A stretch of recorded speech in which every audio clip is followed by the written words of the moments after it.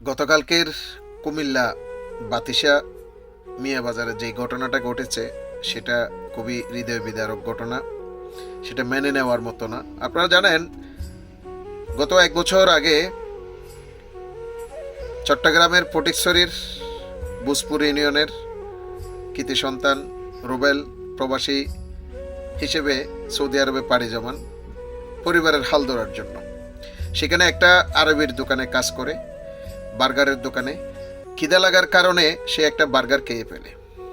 সেই বার্গার খাওয়ার কেন্দ্রকে কেন্দ্র করে তার কফিল তাকে মারধর করার পর তাকে হাসপাতালে নিয়ে যাওয়া হয়। মদিনার একটা হাসপাতালে তিনি ইন্তেকাল করেন। ইন্তেকাল করার পরে তার আইনি প্রক্রিয়ার কারণে তাকে বাংলাদেশে পাঠানো হচ্ছিল না। 1 বছর 1 মাস পর তার সবকিছু শেষ করে তাকে যখন গতকাল তার বাড়িতে দেশের উদ্দেশ্যে আনা হচ্ছে, তখন ঢাকা এয়ারপোর্টে তার আপন ভাই, তার মামা, তার ফুফাতো ভাই ঢাকা এয়ারপোর্টে উপস্থিত হয়।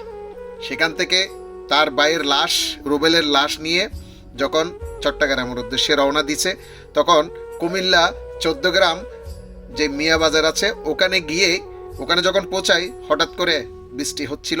ওই সময় একটা ভয়াবহ অ্যাক্সিডেন্ট হয়ে যায়। এই অ্যাক্সিডেন্টের কারণে বাবুল বড় ভাই উনি মারা যায়, এবং সাথে ওনার ফুফাতো ভাই উনিও মারা যায়।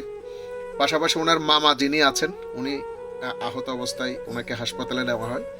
এরপরে গতকাল রাত্রেই প্রথমেই বাবুলকে তার বাড়ির উদ্দেশ্যে নিয়ে যাওয়া হয়।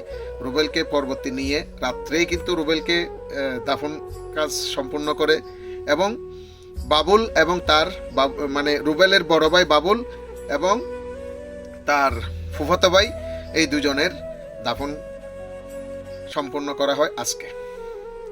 এই ঘটনাটা কিন্তু আমাদের প্রবাসীদেরকে খুব নাড়া দিয়েছে। আমরা প্রবাসীরা খুবই মর্মাহত। একজন প্রবাসীর লাশ আনতে গিয়ে আজকে আরও 2জন ভাই ইন্তেকাল করেছেন, একজন বড় ভাই আর একজন ফুফাতো ভাই। আমি শুধু এটাই বলবো, আমাদের প্রবাসীদের পক্ষ থেকে সান্ত্বনা দেওয়ার কিছু নাই। শুধু আল্লাহর কাছে ফরিয়াদ করি, এই 3জন ভাইকে যেন আল্লাহ পাক জান্নাতুল ফেরদৌস নসিব করে, এবং এদের পরিবারকে যেন আল্লাহর রহমতের মাধ্যমে ধৈর্য ধারণ করার তৌফিক দান করে। সবাই বলুন আমিন আমিন, আল্লাহুম্মা আমিন। আসসালামু আলাইকুম ওয়া রাহমাতুল্লাহি ওয়া বারাকাতুহু।